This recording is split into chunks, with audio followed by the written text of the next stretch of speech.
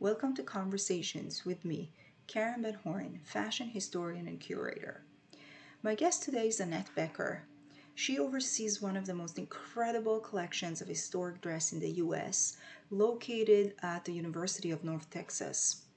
We talked about how growing up in a remote rural area led her to place accessibility at the forefront of her mission. We also talked about how she uses fashion to educate people and allow them to access their own cultural backgrounds. Hi, Annette. Hi, How are you? I'm great. It's great to be here with you. Thank you. It's great to have you. Could you introduce yourself? Tell us who you are and what you do. Yeah, so my name's Annette Becker. I'm currently the director of the Texas Fashion Collection at the University of North Texas. So most of what I do on most days is caring for a collection of about 20,000 historic and designer garments and accessories. All of this is located in Denton, Texas, which is just north of Dallas and Fort Worth. And so you seem very young, yet you have this incredible position. You're overseeing absolutely incredible collection. So how did you get there? Yeah, I feel like a lot of it was hard work and luck. The best So combination. I, hmm? The best combination. Exactly. So for what it's worth, I grew up on a farm in rural western Kansas. I describe my hometown as being about 90 miles from the closest Walmart, because that seems to be a cultural icon that most people can relate to. Yeah. Um, so it was pretty remote. I didn't grow up around a lot of what people would consider high culture, but I was really lucky to have some really great art teachers in junior high and high school. And even though I started out planning on studying engineering as an undergrad, I pretty quickly switched to art history because numbers bored me. Yeah. I took some art history classes as a freshman and was really in love with art as a form, as an idea. But because I grew up pretty far removed from most of the things that I was seeing, and PowerPoints and gigantic dark auditoria for art history 1 and 2, Yeah. it felt hard developing a personal connection with a lot of what I was seeing. But then I saw one class was being offered in fashion history in the art history department at the University of Kansas. I knew the faculty member was incredible, and from the first 5 minutes of that class, I was hooked. The professor told me that, or told the entire class that even though people sometimes say they don't care about fashion, you don't often see people walking down the street with a bed sheet wrapped around them. And I think that really speaks to the way that I still think about fashion history, that even though I've learned about it mostly in art history classrooms and through books written by art historians, that fashion is really something that's of the people. It's something that impacts our everyday lives, that even someone choosing to wear sweatpants every day is still making a decision about how they're presenting themselves. They're kind of constructing an identity with something that they think means nothing, but it does. So yeah, I feel lucky to have had some really great teachers in the past. And so, you brought a really important and interesting point, sort of like how fashion allows us to kind of access, like it allows anyone to access either an historical moment, their own culture. It allows them to access maybe art even in a way that they wouldn't be able to if they didn't have maybe the education to do that. So how do you bring that notion into your work? Mm-hmm. Oh, it's such a good question. I think probably like the easiest way to talk about all of that would just be accessibility. So like, for example, like I grew up on a farm, my parents are farmers, but they're really bright people. And I try to always make sure that the work I do is something that would is something that they can digest. So I try not to make sure that most of my work isn't so academic or using language that feels so removed from what most people read most of the time, that the meaning is just lost. But I also try to make sure that all of the academic and curatorial research that I do has a touchstone with people's everyday lives.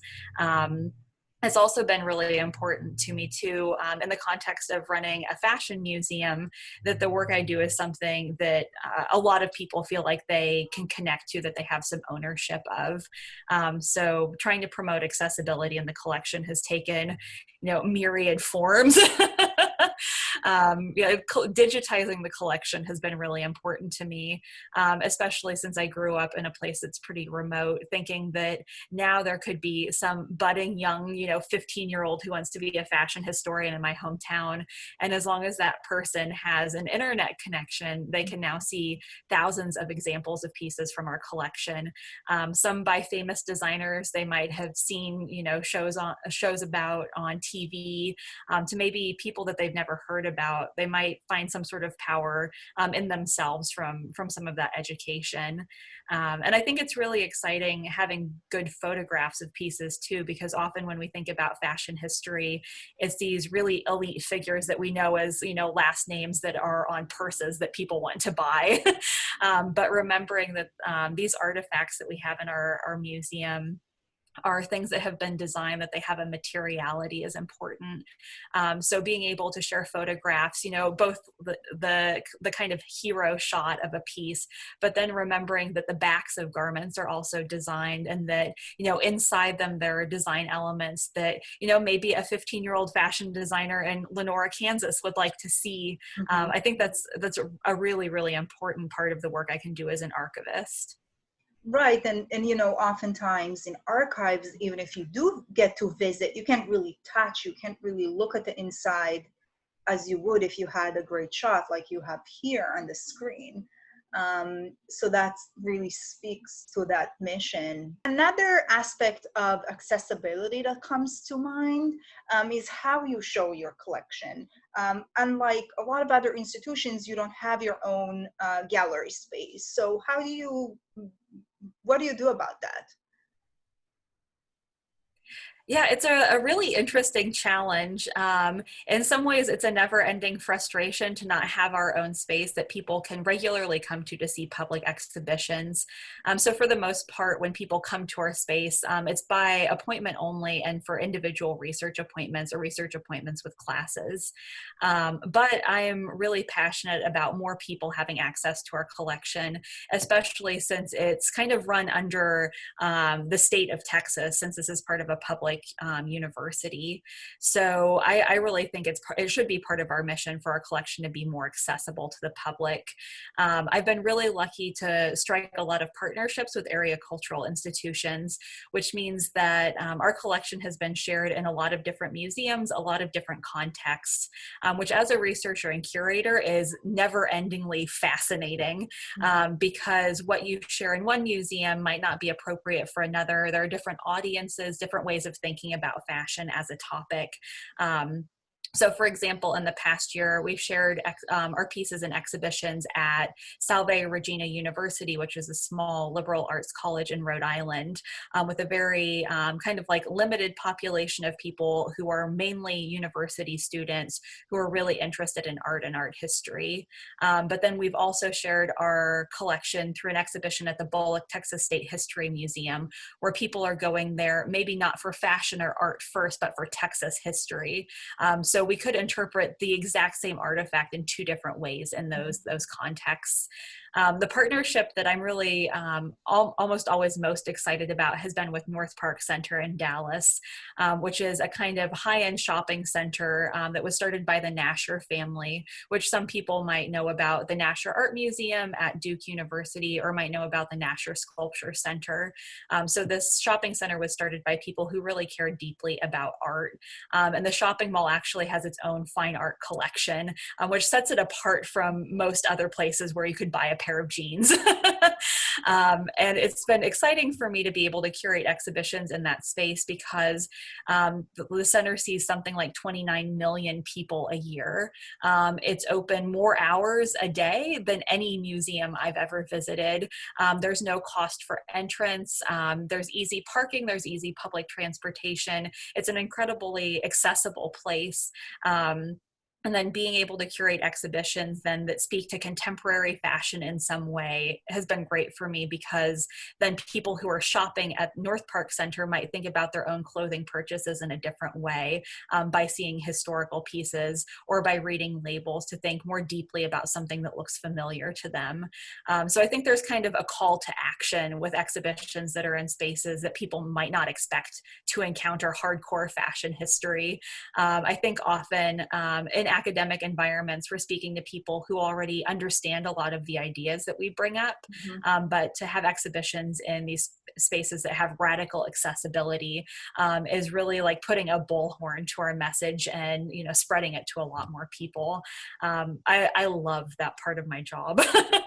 You know, it really makes me think about sort of like, if you think about the history of department stores, in the 19th century, department stores were in fact cultural centers. You could go and see art, and some of them had their own radio stations, their own newspaper. They would purchase art much in a very similar way. So that's kind of like really interesting. And kind of makes me think, with everything that's going on right now with department stores, you know, is this really the future of department stores, where they kind of go back to their own, dig into their own history, and to innovate and really bring like that value that I think a lot of people, you know, that doesn't exist there anymore. But this seems to be like such a great connection between fashion history and contemporary fashion, and that kind of, you know, I really wanted to ask you a little bit about what's in the collection. So our collection, you could imagine it's pretty varied with nearly 20,000 artifacts. Our collection got its start with Neiman Marcus, the Dallas-based department store. So it's so interesting you bring up department store history and how much it is involved in cultural education and being a place for people to come and consume, but then also to learn about something.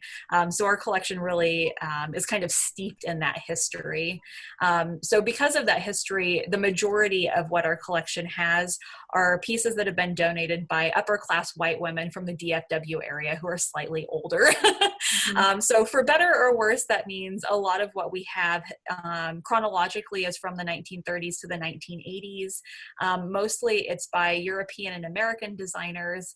Surprisingly, we have a pretty good split between men and women as designers in our collection, even though the designers that people usually get the most excited about are the French men, you know, the Yves Saint Laurents and the Christian Diors. Yeah. It is sometimes a challenge to remember that there are so many voices in the collection and that many of them need to be celebrated, even though it's not always the lowest hanging fruit in some environments, especially since our collection in many ways doesn't have a very high profile. It's pretty easy to default to some of the big names that people recognize. The pieces that people most often request for loan for exhibitions are by Cristobal Balenciaga. I think we have the second largest collection in the world of his work. We have, I think, over 400 pieces by Hubert de Givenchy, and I think over 400 pieces by Oscar de la Renta. So that kind of tells you, you know, about some of the voices that have been important in our collection. But especially since starting as the director 3.5 years ago, I've realized that there are a lot of voices that just aren't represented. And that's especially a challenge when our collection is often framed as a teaching resource and a learning resource. So if you're really showing a narrow view of what fashion and fashion history are, that's not really doing a service to the students and researchers that are around who want to think expansively about what the future can be. So I've been working really hard on finding ways to acquire pieces that represent voices or perspectives that just aren't in the collection. These are some of my favorites that we've added recently. We have a piece that's digitally printed on silk and on spandex. So it's this kind of like athleisure ensemble with a silk scarf. That's by Jamie Akuma. And then the other dress we have here is by Marissa Mike. This is an evening dress that she made using a Pendleton wool blanket. So both of these designers are drawing on their own indigenous background, thinking about the materiality and the craft that's part of their heritage, and interpreting those things in new and pretty exciting ways. These are both ensembles that have been made within the past few years, and we purchased them for the collection because we didn't have donors around who had patronized Native designers knowingly and wanted to donate those pieces to our collection. And I was made very aware that this was a gap in our collection, not having known Native designers, just through working with some Indigenous students on campus. Particularly, there was one fashion design student who set up a research appointment to learn more about classic tailoring, and wanted to see examples of that in our collection. And in talking with him, he shared that he didn't feel like his own Indigenous background was something that he could put into his fashion design. And I realized that our collection, and not having pieces like the ones we're looking at here, our collection was kind of reiterating that assumption that he'd made, that part of his history was off limits if he wanted to be the version of a fashion designer that we see all the time. So, maybe it's just adding 2 more pieces to the collection, but being able to make sure that people can find moments to feel empowered where they haven't existed before, I think is something really powerful. And if I can just be conscious of what's represented here and what's not, and find ways to help people think through that, I think that's one of the best things I can do as someone who's a steward of a collection of artifacts.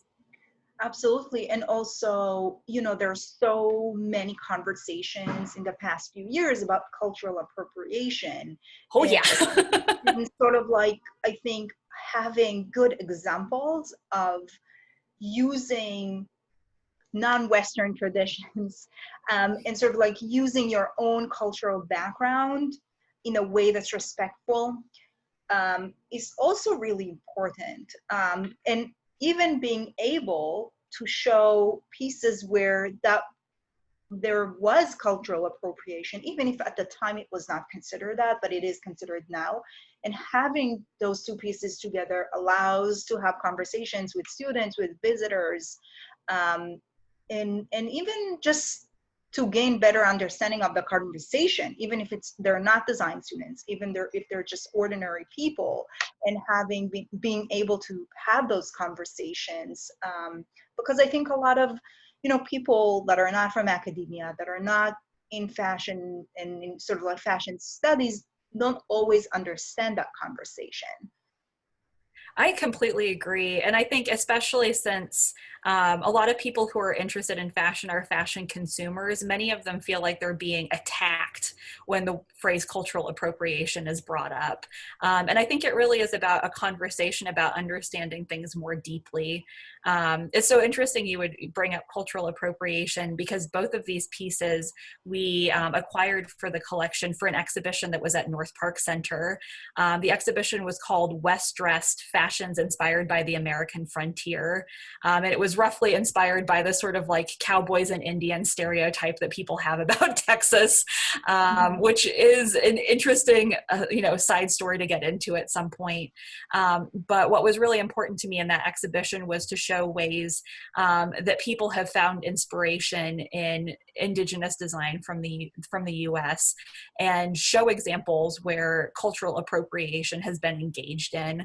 And it was really important to me as a curator to present that not with a finger wagging sort of tone, but to just point out things that people might not have thought about, to open up lines of communication and conversation, but then also to have, pieces like these 2 that show ways that, if you really do care about Indigenous creators, if you really do like this aesthetic, there are ways of valuing that culture and being able to wear it and celebrate incorporate it. You know, there are some things that I think are probably off limits for people to wear, but there are also creative ways to figure out how to express yourself if you feel like this is something that's important to you. Yeah, totally. And so that kind of brings me to another aspect of your education. You are now also, in addition to all the other things that you do, you find time to be enrolled in a PhD program.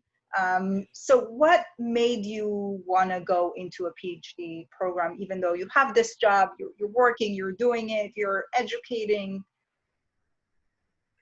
Yeah, that's a good question, and one that probably has, you know, 500 answers all at once. I think part of it is paying attention to the field. So I think in the US, fashion history is something that still feels pretty new and fresh. And because of that, a lot of the people who are in curatorial positions in museums, they have master's degrees as, you know, kind of like the top requirement for those positions.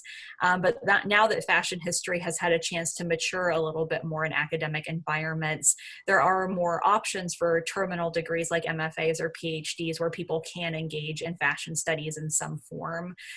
So I tend to keep an eye on some of my aspirational peers to see what they're doing. And I noticed that a lot of people who are in kind of like mid-level curatorial positions were starting to go back and get a PhD.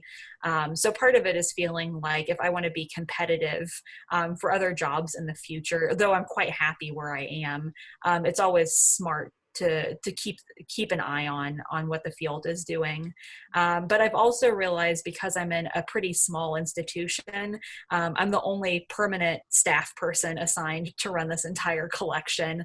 And though I'm lucky to have some part-time help and some grad students who are regularly circulating through here, it's been important to me to continue to push my intellectual development, and not having a set of full-time staff around me who would be sharing their perspectives and, you know, actively developing them.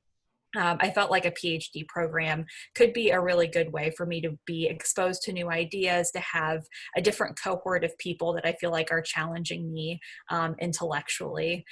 So part of it is trying to be a little protective of my professional growth, but then also understanding professional growth and academic development. Those two things should probably go hand in hand. Yeah, I'm curious about why you started a PhD program. I think for kind of very similar reasons. As you know, I worked after finishing my master's degree.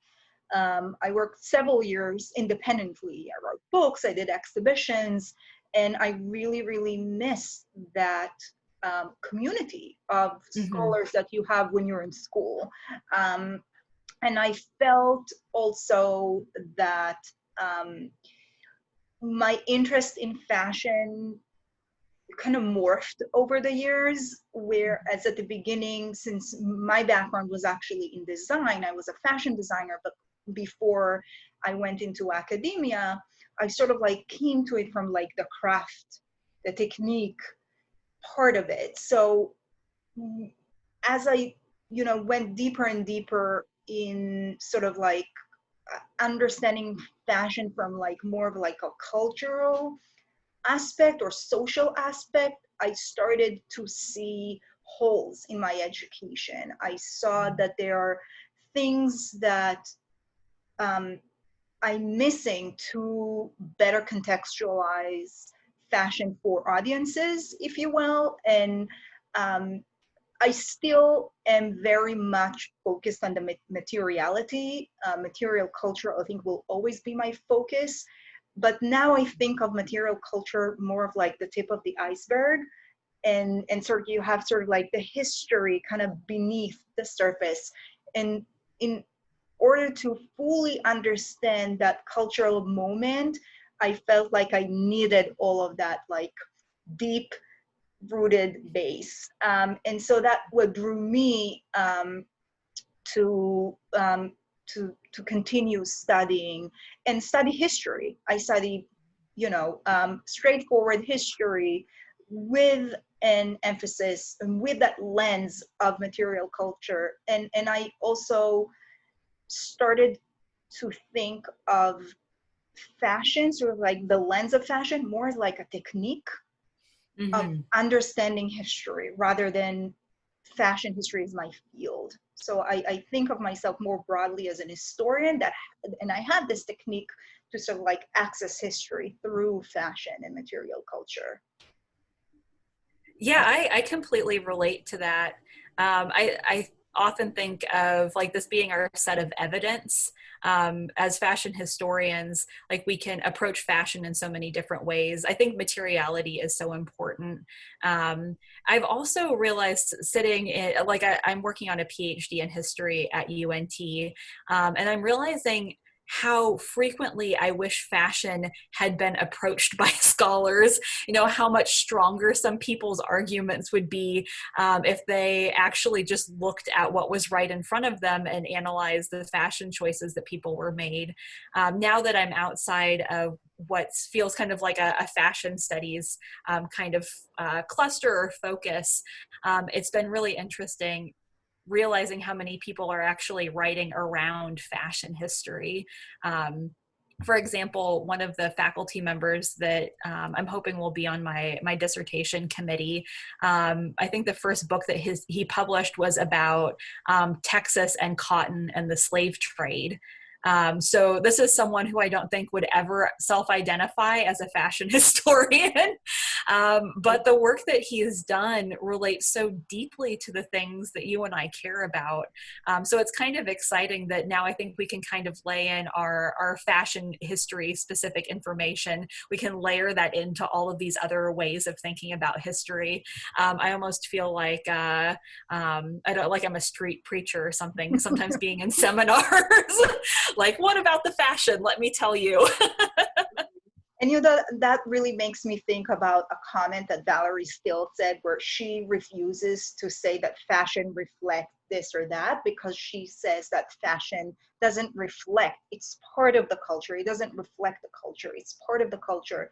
And I think, to me, that kind of like I keep going back to this definition of fashion, and this way of looking at fashion as really is part of the culture. So, um, going back to that point that you just said, a lot of people touch fashion in different ways, not even realizing that that's what they're doing.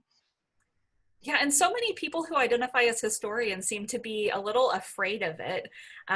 Like, I don't know, like fashion has this sort of elite status because people often think of Parisian runways and ensembles that cost, more money than the car someone is driving. Yeah. And I think that, that's one version of thinking about fashion history, but it really is the most accessible form of art and design we have in our everyday lives. So it's kind of exciting that I feel like you and I can proselytize a little bit, bring people closer to seeing the light. We'll definitely try. Annette, thank you so much for really, really fascinating conversation. I look forward to seeing what you will do in the future, and I'll continue to follow you for sure. Yeah, I'm glad we're in this together. Absolutely. Me too. Thank you. Thanks. Bye.